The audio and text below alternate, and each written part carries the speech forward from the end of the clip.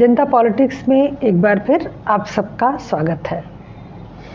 आज हम एक ऐसे विषय पर चर्चा करेंगे जिसकी जानकारी कम लोगों को है, क्योंकि यह भी एक वैसा ही सच है जो हमसे वामपंथी इतिहासकारों ने छुपाया है।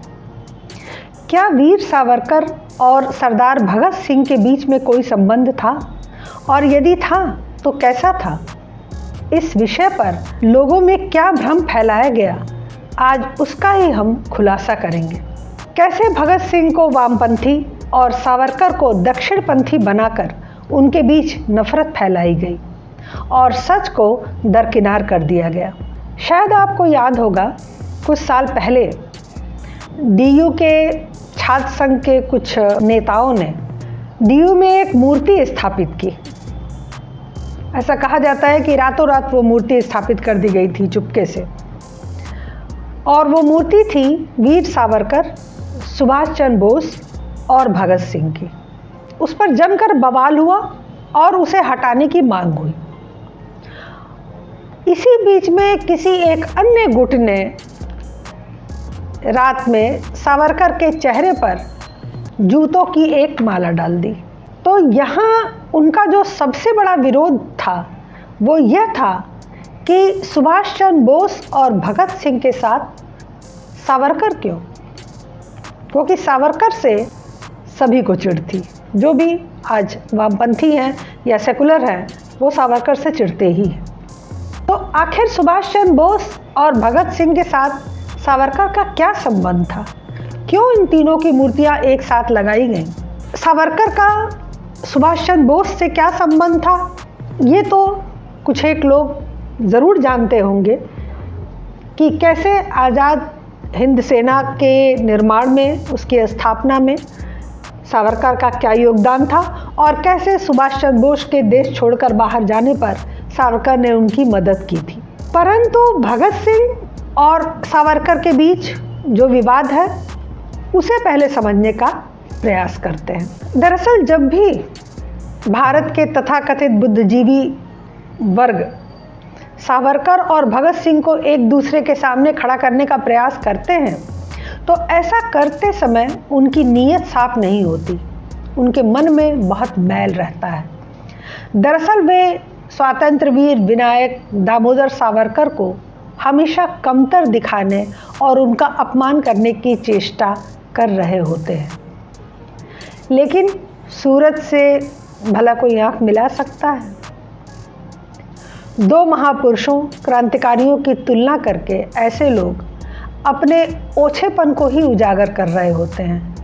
ऐसा करते समय उन्हें पता ही नहीं होता कि दोनों क्रांतिवीर एक दूसरे का बहुत सम्मान करते थे। आज हम वीर सावरकर और सरदार भगत सिंह के आपसी संबंधों को देखेंगे और ये जानेंगे कि कैसे भगत सिंह क्रांति की राह में सावरकर के प्रति आदर का भाव रखते थे और सावरकर के मन में भगत सिंह के प्रति कितनी आत्मीयता थी। सरदार भगत सिंह के बचपन का एक प्रसंग आप सब ने पढ़ा या सुना होगा कि बचपन में खेलते समय भगत सिंह ने अपने चाचा जी की बंदूक हाथ में उठा ली थी। उन्होंने चाचा से पूछा कि इससे क्या होता है। चाचा ने बताया कि वे इससे अंग्रेजी हुकूमत को अपने देश से भगाएंगे। कुछ दिनों के बाद भगत सिंह ने चाचा को आम का पौधा रोपते देखा तो उन्होंने पूछ लिया कि यह क्या कर रहे हैं। चाचा ने उत्तर दिया कि मैं आम का पौधा लगा रहा हूँ जिस पर बहुत से आम लगेंगे और हम सब उसे खाएंगे। यह उत्तर सुनकर भगत सिंह दौड़े हुए घर में गए और बंदूक लेकर आए। वो खेत में गड्ढा खोदना शुरू कर दिए और जब उस गड्ढे में वो बंदूक डाल रहे थे तब चाचा ने प्रश्न किया कि बेटा तुम ये क्या कर रहे हो? तब जन्मजात देशभक्त क्रांतिकारी भगत सिंह ने कहा कि मैं बंदूक की फसल उगा रहा हूँ जिससे कई बंदूकें पैदा होंगी और हम सब मिलकर अपने देश को अंग्रेजों से आज़ाद करा लेंगे। अब सावरकर के जीवन का प्रसंग देखिए। अतुल्य शौर्य और बलिदान के पर्याय चापेकर बंधुओं को जब आतताई ब्रिटिश सरकार ने फांसी दी तो बालक सावरकर के मन पे इसका बड़ा गहरा असर हुआ। चाफेकर बंधुओं की क्रांति को कौन बल देगा? कौन है जो स्वतंत्रता की बलवेदी पर अपने प्राणों की आहुति देने आगे आएगा? चाफेकर बंधुओं की फांसी से सावरकर के भीतर जल रही क्रांति की लौ धधक उठी। 14 वर्ष का यह वीर बालक अपनी कुल देवी मां अष्टभुजा के चरणों में जाकर बैठ गया। उस दिन सावरकर ने अष्टभुजा देवी को साक्षी मानकर शपथ ली कि मैं मेरे देश की स्वतंत्रता पुनः प्राप्त करने के लिए सशस्त्र क्रांति करूंगा। स्वतंत्रता के कठिन पथ पर यह उनका पहला कदम था। वीर सावरकर और भगत सिंह के बचपन के यह प्रसंग देश के 2 अलग अलग हिस्सों में घट रहे थे, परंतु भाव एक था, संस्कार एक था, लक्ष्य एक था। इसलिए आगे चलकर वे एक दूसरे की ओर खींचे चले आए। दोनों ही प्रखर बौद्धिक विश्व साहित्य का अध्ययन करने वाले, दोनों ने ऐसे साहित्य की रचना की जो क्रांति की ओर कदम बढ़ा रहे नौजवानों का पथ प्रदर्शित करता था। हम सब जानते हैं कि ब्रिटिश सरकार ने भाड़े के इतिहासकारों को ठेका दिया था कि वे 1857 के स्वातंत्र्य समर के प्रभाव को कम करने के लिए उसे सिपाही विद्रोह सिद्ध कर दें।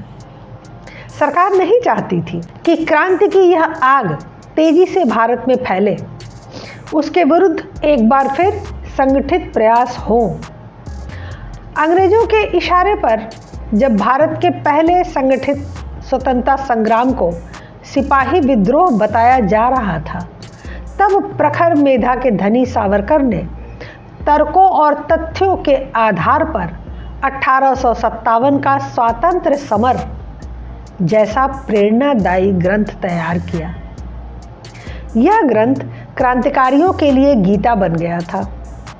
अंग्रेजों ने इस पुस्तक पर प्रकाशित होने से पूर्व ही प्रतिबंध लगा दिया। यह दुनिया की एकमात्र पुस्तक है जिस पर प्रकाशन से पूर्व ही प्रतिबंध लग गया था। आपको जानकर अच्छा लगेगा कि सरदार भगत सिंह इस पुस्तक से बहुत प्रभावित थे। उन्होंने रत्नागिरी जाकर वीर सावरकर से भेंट की और पुस्तक के प्रकाशन की अनुमति मांगी। भगत सिंह ने वीर सावरकर की पुस्तक को ब्रिटिश सरकार की नज़रों से बचाकर प्रकाशित कराया। इस काम में बहुत से अन्य क्रांतिकारियों, सुखदेव इत्यादि ने सबने उनकी बहुत मदद की, क्योंकि यह बड़ा ही जोखिम भरा काम था उस समय। और इसे प्रकाशित करवा के उन्होंने सभी क्रांतिकारियों के बीच में पहुंचाया। सावरकर की इस पुस्तक से भगत सिंह कितने प्रभावित थे, इसको उनके एक करीबी सहयोगी राजा राम शास्त्री ने विस्तार से अमर शहीदों के संस्मरण में लिखा है। वे लिखते हैं कि वीर सावरकर द्वारा लिखित 1857 का स्वातंत्र्य समर पुस्तक ने भगत सिंह को बहुत प्रभावित किया था। यह पुस्तक सरकार द्वारा जब्त कर ली गई थी। मैंने इस पुस्तक की प्रशंसा सुनी थी और इसे पढ़ने का भी मैं बहुत इच्छुक था। पता नहीं कहाँ से भगत सिंह को यह पुस्तक प्राप्त हो गई थी।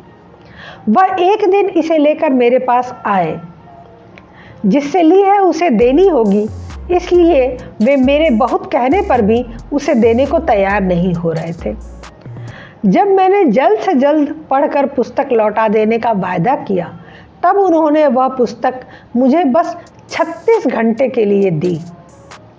राजा राम शास्त्री ने जब पुस्तक वापस की तो भगत सिंह उनसे बोले, यदि तुम कुछ परिश्रम करने के लिए तैयार हो जाओ और थोड़ी मदद करने के लिए तैयार हो जाओ तो इस पुस्तक को गुप्त रूप से प्रकाशित करने का उपाय सोचा जाए। वीर सावरकर और सरदार भगत सिंह के इस बौद्धिक एवं क्रांतिकारी रिश्ते का एक और रोचक तथ्य है जिसे हमेशा छिपाया जाता रहा है।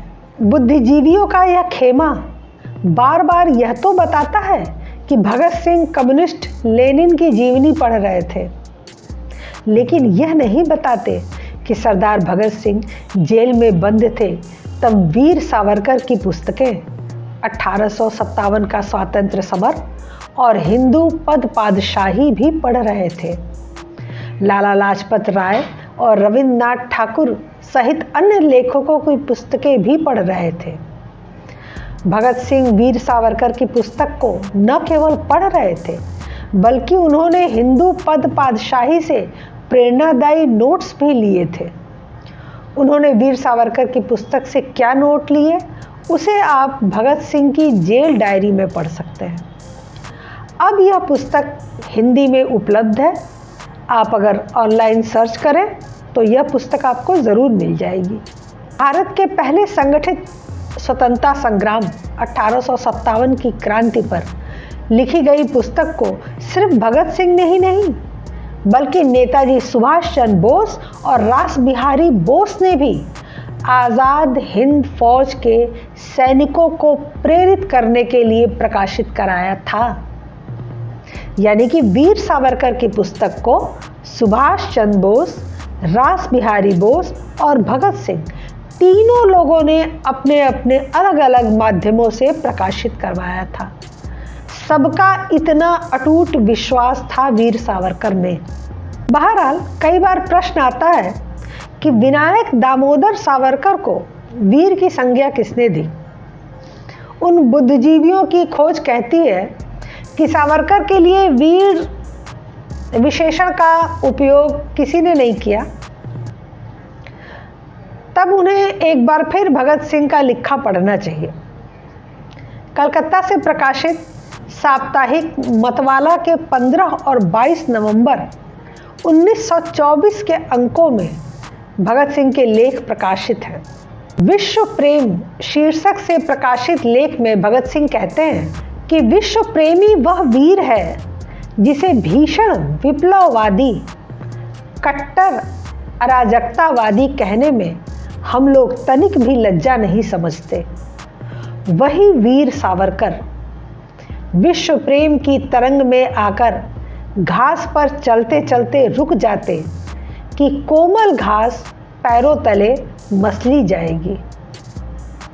बलवंत सिंह के छद्म नाम से लिखे गए इस लेख में वीर सावरकर के लिए जिस प्रकार का भाव सरदार भगत सिंह का है उसको पढ़कर शायद ही सावरकर के अपमान के लिए आतुर बुद्धिजीवियों को थोड़ी शर्म आए। एक बात और स्पष्ट समझ लीजिए कि भगत सिंह सावरकर को वीर उस समय संबोधित कर रहे थे जब इन बुद्धिजीवियों के अनुसार सावरकर अंग्रेजों से माफ़ी मांगकर काला पानी की सज़ा से मुक्त होकर रत्नागिरी में अंग्रेजों का सहयोग कर रहे थे। याद रखें कि उस समय वीर सावरकर पर अंग्रेजों ने कड़ी नज़रबंदी कर रखी थी। उन्हें रत्नागिरी से बाहर जाने की अनुमति भी नहीं थी। इतना ही नहीं, करजन बायली को मौत के घाट उतारने वाले क्रांतिकारी मदन लाल ढींगरा और स्वातंत्र वीर सावरकर के संबंध में भगत सिंह क्या लिखते हैं वह भी सुनने योग्य है।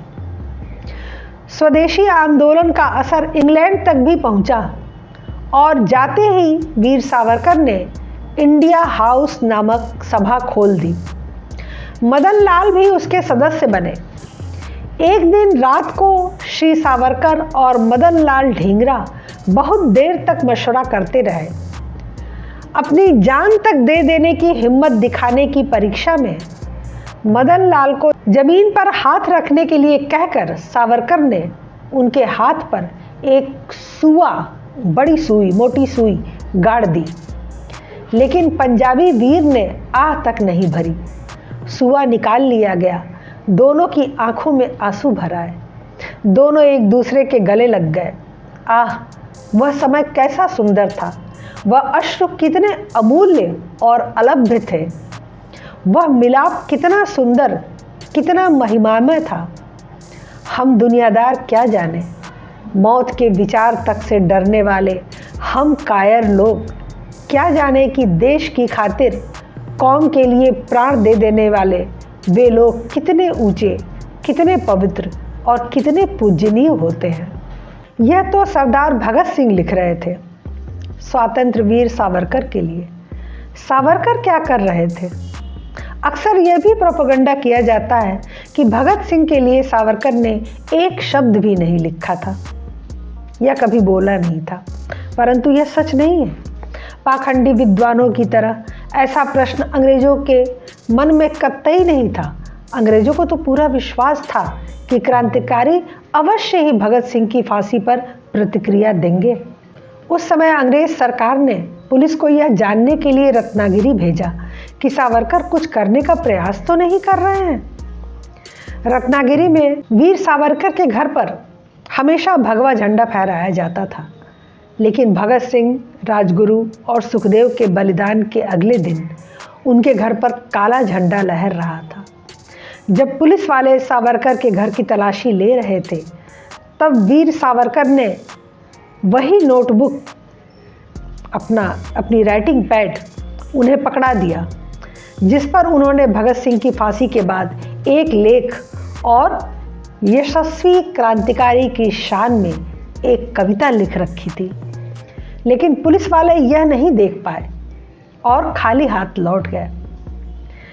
क्रांतिवीर भगत सिंह, राजगुरु और सुखदेव की फांसी पर सावरकर को जो पीड़ा हुई, उसकी अनुभूति उनकी लिखी कविता में की जा सकती है। इस कविता को पढ़कर आज भी रोंगटे खड़े हो जाते हैं। हा भगत सिंह, हाय हा भगत सिंह, चढ़ गया फांसी पर तू वीर हमारे लिए। हाय हाय राजगुरु तू भी हाय हाय, वीर कुमार राष्ट्र समर में हुआ शहीद। हाय हा जय जय हाय हाय। बहुत लंबी चौड़ी ये कविता है। सरदार भगत सिंह और वीर सावरकर की तुलना करते हुए यह भी कहा जाता है कि भगत सिंह फांसी से नहीं डरे, जबकि सावरकर माफ़ी मांगकर जेल से बाहर आ गया। यह इतनी अतार्किक तुलना है कि इस एक तुलना से ही उनके बौद्धिक दिवालियेपन का अंदाजा लगाया जा सकता है। पहली बात तो यह स्पष्ट तौर पर समझ लेना चाहिए कि सरदार भगत सिंह जब असेंबली में बम फेंकने जा रहे थे, उन्होंने तभी अपनी फांसी का फंदा तय कर लिया था। वे अपनी फांसी से क्रांति की लौ को भड़काना चाहते थे, इसलिए अवसर के बाद भी वे वहां से भागे नहीं, अंग्रेजों की पकड़ में जानबूझ कर आए। जबकि वीर सावरकर क्रांतिकारी होने के साथ ही बैरिस्टर की शिक्षा प्राप्त व्यक्ति थे।